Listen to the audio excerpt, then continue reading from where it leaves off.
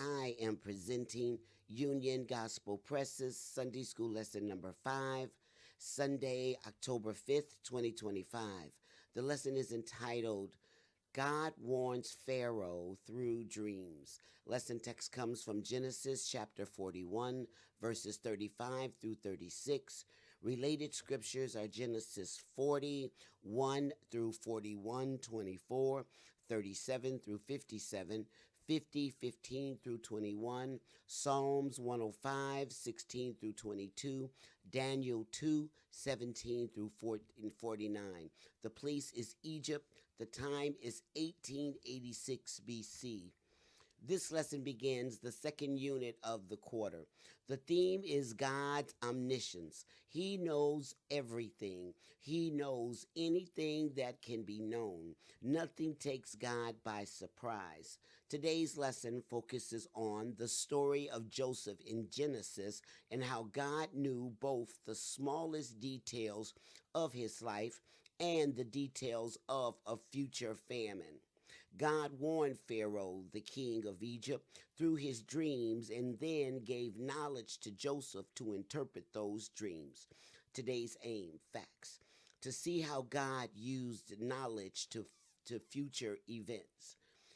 Principle, to understand that God knows everything and can share that knowledge with people. Application, to encourage students to trust God's care. Illustrating the lesson. Pharaoh is the title of the king of Egypt. When we think of Egypt, what symbol comes to mind? A pyramid. This represents Egypt and Pharaoh. Our lesson today teaches us that God knows all. Practical points. 1. God prepares for the protection of his people. Genesis 41, 25 through 27. 2. Natural disasters like famines show that the earth still suffers under the curse of sin. Genesis 41, 28 through 31, Genesis 3, 17, Romans 8, 20 through 22. 3. When God determines to do something, it will certainly happen. Genesis 41, 32. 4. Amid trials, God expects us not only to trust him, but also to use practical wisdom. Verses 33 through 36. 5. God has given humans the responsibility of caring for the earth. 41, 33 through 36, 1, 26. 6. Natural disasters are a good opportunity for Christians to display both the wisdom and the love of Christ. Genesis 41, 33 through 36, Acts 17, 27 through 30. Golden text. This is the thing which I have spoken unto Pharaoh. What God is about to do, he showeth unto Pharaoh. Genesis 41, 28. Today we have two lesson outlines. The first is God's revelation, Genesis 41, 25 through 32. And the second is God's wisdom, Genesis 41, 33 through 36. Introduction. As soon as Adam and Eve sinned in the Garden of Eden, God set his redemptive plan into motion. First, he promised that one of Eve's descendants would crush the head of the deceiving serpent. Genesis 3:15. Then he narrowed the focus of that plan to one family. The restoration of God's blessing to humanity would come through Abraham and Sarah. 12, 1 through 3, 17, 19. By the time of Genesis 41, God's chosen family consisted of Abraham's grandson, Jacob, Israel, and his children. Jacob's favorite son, Joseph, had provoked his 11 brothers to jealousy by recounting two dreams that prophesied that he would rule over them, and they had responded by selling him into slavery. As Joseph would later explain, God intended from the start to bring him to Egypt through his brother's wicked plot 50-20. The reason for that becomes evident in chapter 41, which recounts a famine that endangered not only Egypt but also the entire Mesopotamian world, including Jacob and his family. While in Egypt, Joseph was thrown into prison because of a false accusation.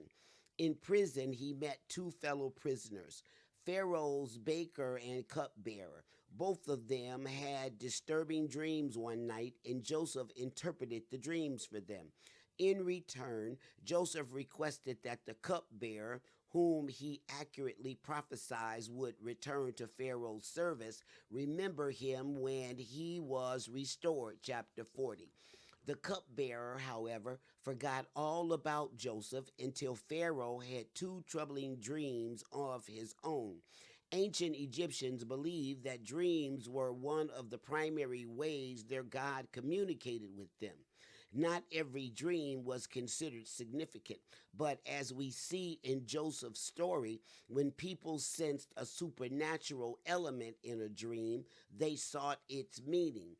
Dream interpretation was such a big deal that the Egyptians compiled books for deciphering the meaning of each dream component. Their clearest evidence we have found of Egyptian dream interpretation is found in an ancient document called Papyrus, Chester Beatty III, dated to the 13th century BC, but possibly copied from an earlier time period. The document contains a list of dream components, labeling each one as good or bad, along with suggested meanings. In Genesis 41, however, the best of Pharaoh's advisors had no idea how to interpret his dream, verses 8 and 24. That is when the cupbearer remembered Joseph. God's revelation, Genesis 41:25.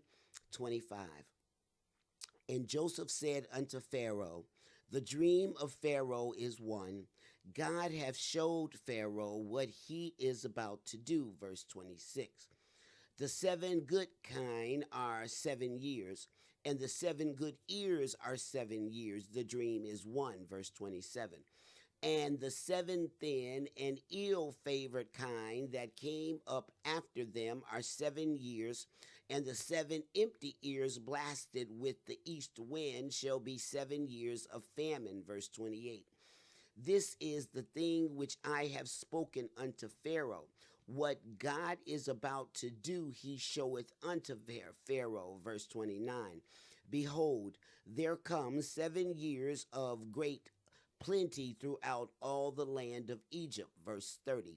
And there shall arise after them 7 years of famine, and all the plenty shall be forgotten in the land of Egypt, and the famine shall consume the land. Verse 31.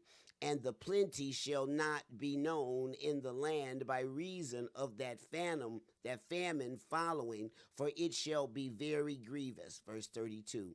And for that the dream was troubled unto Pharaoh twice. It is because the thing is established by God, and God will shortly bring it to pass. Famine foretold, Genesis 41:25 through 27. Joseph made it clear to Pharaoh that his dream had not come from one of the Egyptians' gods, but from the one and only God. Further, the two dreams were really one dream because they had the same meaning, and God had sent it to reveal something significant to Pharaoh about his plans for Egypt's immediate future. In the Hebrew word order, what God is about to do is at the beginning of the sentence, verse 25, thus placing the emphasis less on the fact that God revealed something to Pharaoh and more on the impending act of God that the dream revealed. Pharaoh's dream involved 2 sets of 7 kine, cows, and 2 sets of 7 ears of wheat.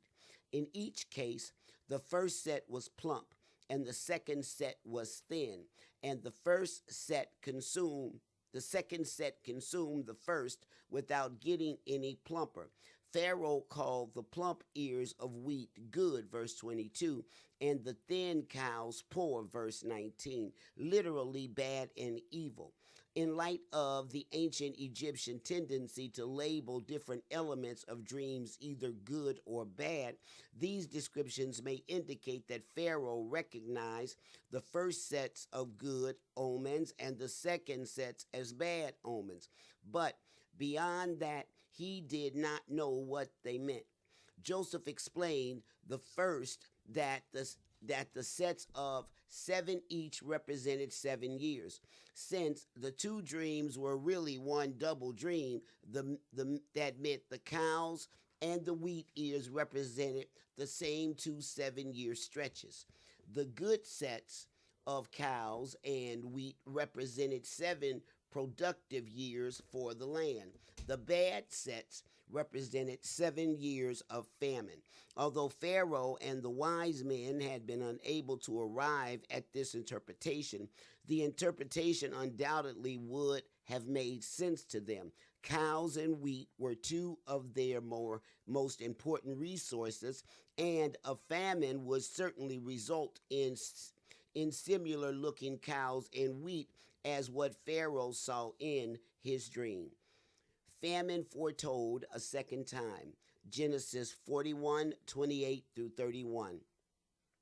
Joseph then repeated their interpretation to Pharaoh, using nearly identical language as in verse 25 to re-emphasize that God had revealed to Pharaoh everything he was going to do in Egypt, verse 28.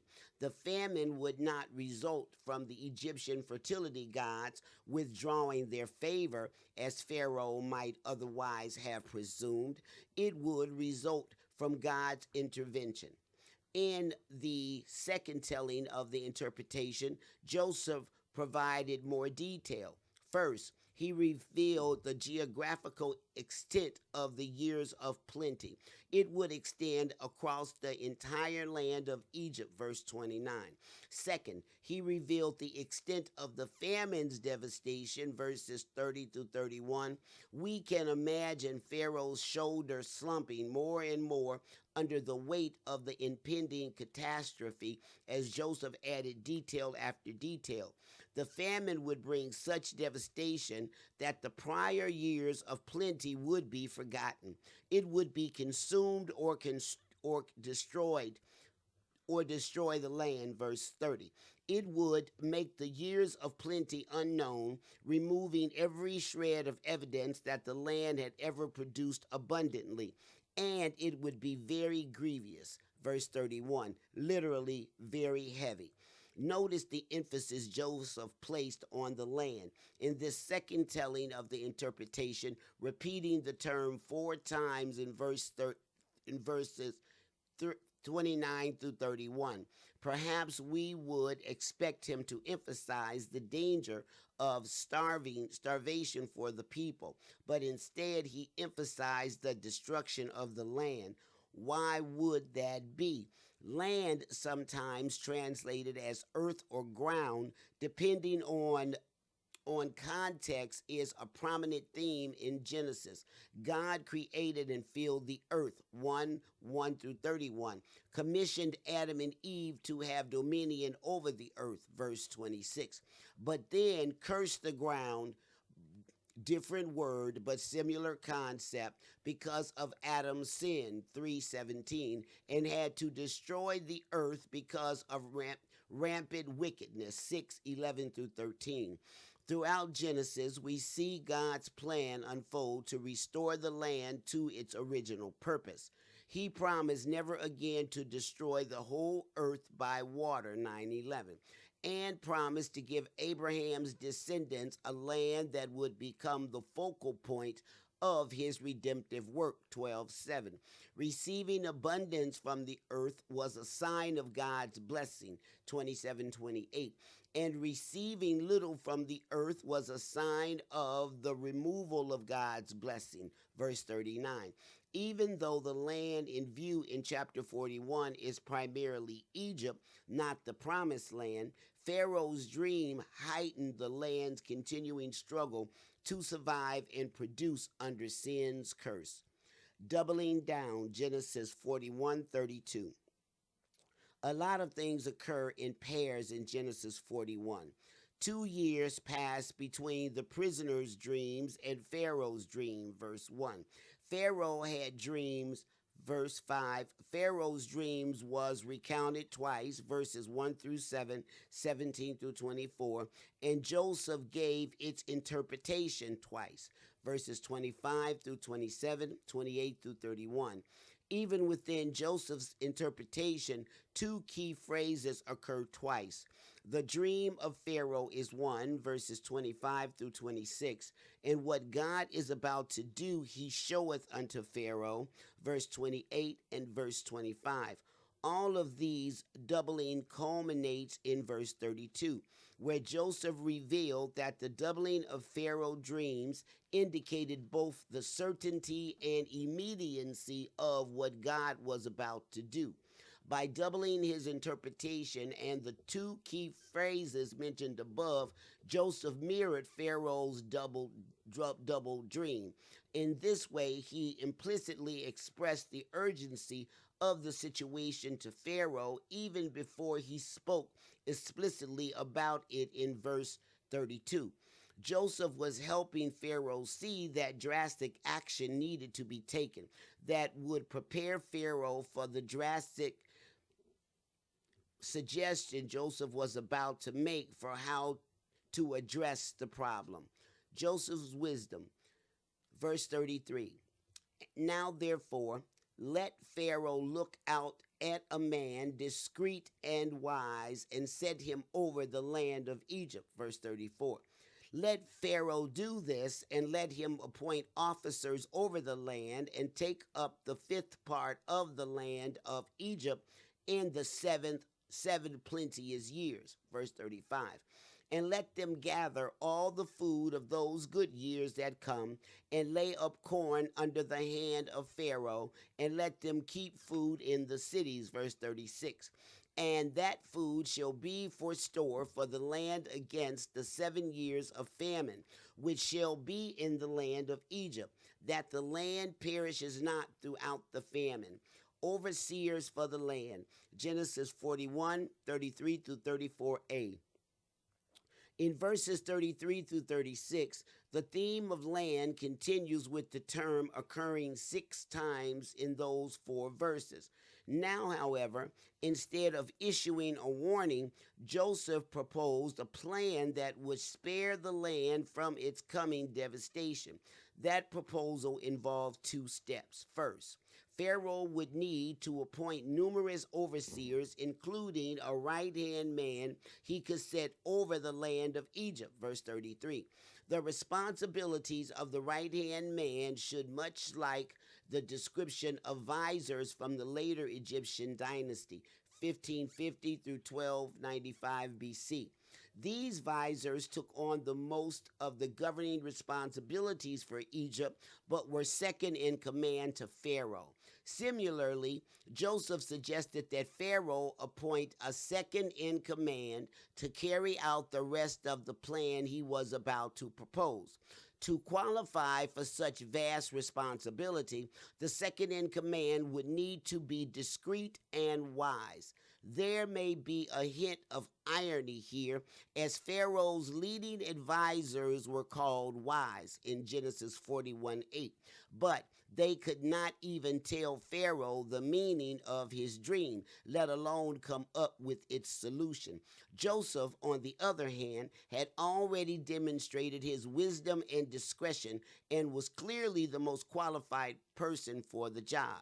Pharaoh would quickly recognize that and appoint Joseph as his second in command, explaining that no one could be found who would be as discreet and wise as Joseph was, verse 39. Pharaoh's immediate recognition of Joseph as superior to his own trusted advisors demonstrates God's ability to show his strength through human weakness, 1 Corinthians 1:27. Imagine the president of a country inviting a federal prisoner into a presidential advisor's meeting. The prisoner gives such good advice that the president decides to make him his chief advisor. That sounds like a preposterous situation, yet it is not far from what actually happened for Joseph. God displayed his strength and wisdom through Joseph's weak and impossible circumstances. Preservation of the land, Genesis 41, 34b through 36. Joseph recommended that Pharaoh appoint officers or overseers throughout the land of Egypt. The overseer's job would be to collect a portion of the land's abundance in the first 7 years, store it away, and guard it until the 7 years of famine came. The phrase, take up the fifth part of the land, verse 34, requires further examination. Some think this means that the overseers would take 1/5 of the land's grain as a tax during the 7 abundant years, while others think it is an idiom that refers more generally to organizing the land's crops. These different interpretations arise because the verb translated as take up the fifth part is the verbal form of the number 5, but it is also sometimes used in military context to refer generally to the organization of ranks. The difficulty with this first interpretation is that it seems unlikely 1/5 of the grain from the first 7 years would be enough to feed both Egypt and all of the surrounding nations for the next 7 years, verses 56 through 57. It also seems to conflict with the directive to collect all the food of the good years in verse 35, possibly meaning all the food that was not needed to feed the people during those years. The difficulty with this second interpretation is that Genesis 41 is not a military context.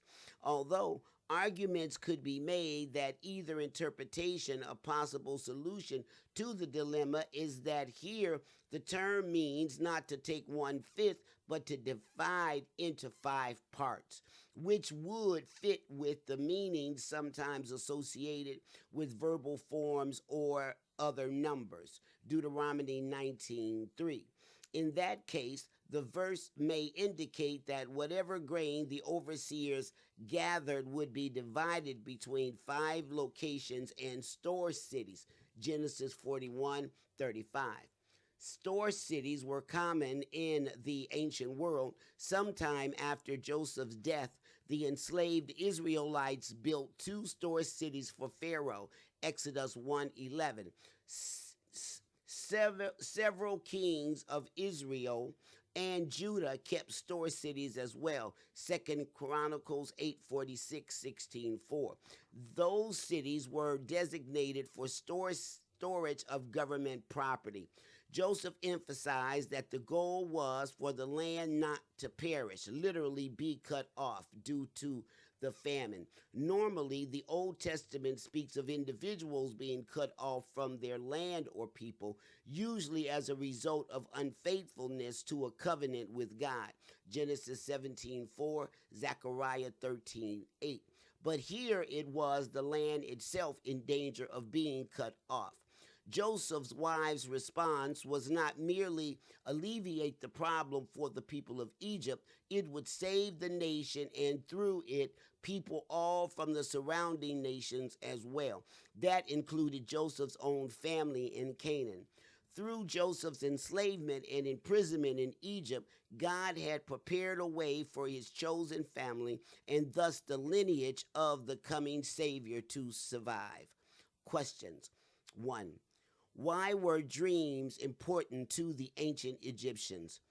2. How did Pharaoh describe the cows and wheat in his dream, and why might that explain how worried he was about its interpretation? 3. What did the 14 cows and 14 ears of wheat in Pharaoh's dream represent? 4. How did Joseph's second telling of the dream's interpretation differ from the first? 5. How does Joseph's emphasis on the land relate the famine to the wider narrative in Genesis? 6. What did the doubling of Pharaoh's dream signify? 7. What was ironic about Joseph's recommendation that Pharaoh find a wise man as his second in command? 8. What did it mean that the overseers would take up the fifth part of the land? Genesis 41:35. 9. What was the goal of Joseph's suggested plan? 10. How did deliverance from the family impact the larger redemptive story of Scripture? This concludes the Sunday School lesson for Sunday, October 5, 2025. Please remember to click the subscribe tab. God bless.